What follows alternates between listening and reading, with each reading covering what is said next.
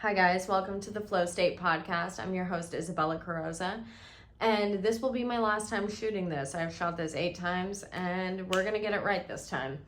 Anyway, today we're talking about surrendering to your creative intuition. This is a really interesting topic for me because my favorite hobby is to listen to music albums from start to finish and then research the lore behind creating the album and where the artist was at.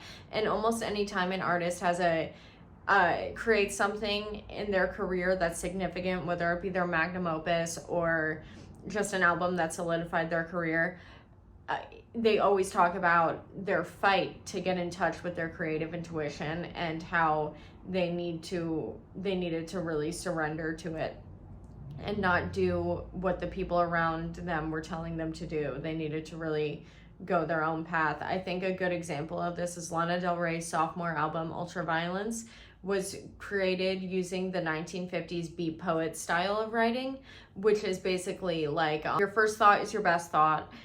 It comes to your head, goes on the page. So she created her entire sophomore studio album basically off the dome, and it was very successful, critically acclaimed. I think it was the album that solidified her as an artist. And I think there's so much courage in moving from a place of your creative intuition versus a place of, a formula that other people have laid out for you. And I think that this is a little bit of my formula in getting in touch with my intuition, and just from the formula that I've observed and learned from other, creatives who have done obviously much more than me. I think the first step is by consuming good art. We have so much art nowadays that's just created to grab your attention. Everyone's just trying to grab your attention, and that's fine. A lot of art is like fast food.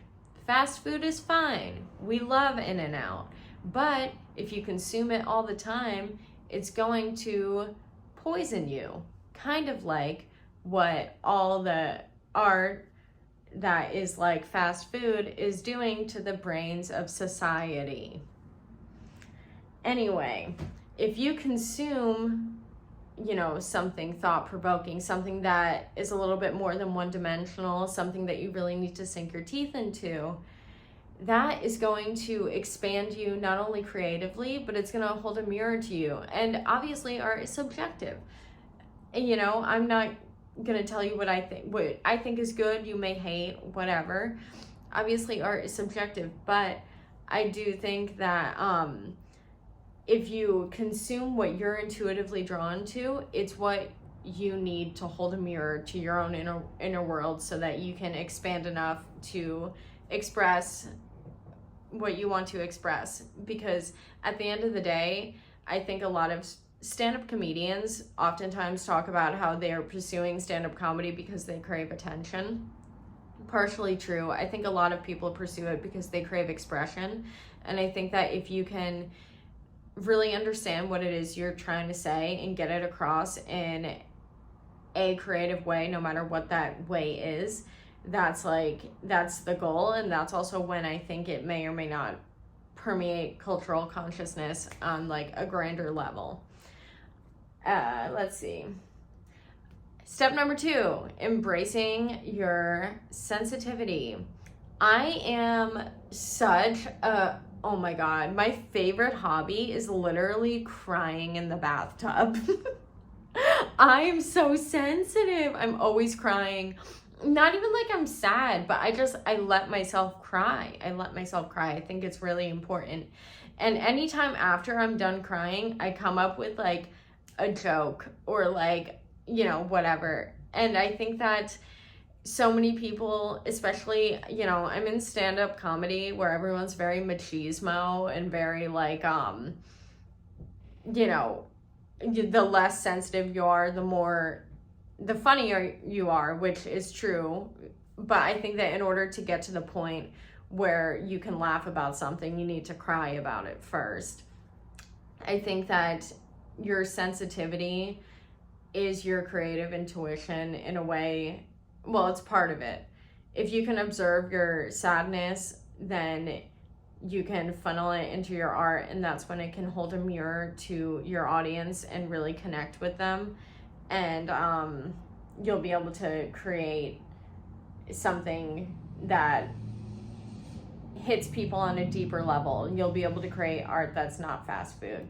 And just so you guys know, I'm saying this not because I feel like I'm here. This whole podcast, I assumed I would be the only one listening to it. And I just feel like, yeah, it's for me. But that's also part of creating from a space of, I mean, I am creating from a space of intuition lately. I feel like I'm doing it for me. You know, when I go on stage wearing this, I get a lot of sideways looks. But from people who are dressed like they're like, they live in their car because they live in their car. And that's okay. Some of us live in our car. Anyway, right now, where am I? Art as God Force. I wrote this at 2 a.m. I wasn't on drugs, but art as God Force. Every time a book is written about creativity, whether you think it's woo-woo or not, they connect creativity with spirituality. We've all had the experience of, maybe it was at a concert or watching a comedy special, where the art felt healing, like it cut through our egoic shell straight into our heart and held a mirror to what it is we needed to hear at the time. And I think that a huge part of surrendering to your creative intuition is just understanding that you are just the vessel that it comes through. And Michael Jackson used to wake up at like 2 a.m. to write whatever idea he had come to his head, because he thought that the ideas weren't coming from him. He was like, if I don't put it out now, the idea will go to Prince, and Prince will get, you know, to sing it or whatever. So like, you know, pursuing art from like a place of spirituality, I think, is just an interesting concept for me. It's been very healing for me, at least, even if nothing comes of it. I notice with some even podcasters, like Leo Skeppy talks about how he really tried to like, you know, just throw away all formula, put his hands in the air, and now he has like 700 million followers on TikTok just by being able to get in touch with his creative intuition. And he talks about that process. I forget which episode it is, but he's really brilliant. I love him. Talking about spirituality and art, I was listening to Justin Bieber's new album, which, I mean, I'm such a Justin Bieber groupie. Still, I'm 29 and I'm still such a groupie. Because he is an artist that completely was 3 years old. When Justin Bieber was 3 years old, he taught himself how to play the drums. Like, somebody who's so naturally tapped into his creative intuition. And he's spoken about how religious he is before. And it's just interesting to see all that he's been through with the media and everything. It's interesting to see somebody that's so tapped into that like godly creative force experiencing spiritual warfare. Like, we saw him throughout his career experience spiritual warfare. And I think that now with his new album, like, it's so beautiful because he didn't do an album rollout or anything like that. I don't even think he's doing a tour. He's just releasing it to the people who really want it, like the people who get him, you know what I mean? He wasn't trying to make a big thing out of it. He's like, that's why he named it Swag. It's almost like a mockery on the way, you know, people paint him and how they don't want him to be outside of the box of like the 16-year-old boy in Heelys. Cool. Another step to listening to your creative intuition is creating your own space. And that's what I'm trying to do with this podcast, because stand-up comedy, it's not my space at all.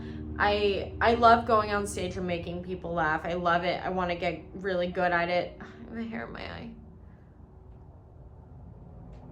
I love going on stage and making people laugh. I love it. I want to get really good at it. As of right now, it doesn't feel like it's my space. I feel like I need to expand more into myself in order to create a space where I can create from an authentic place. I feel like a lot of my comedy, sometimes it feels like I'm kind of pandering, honestly.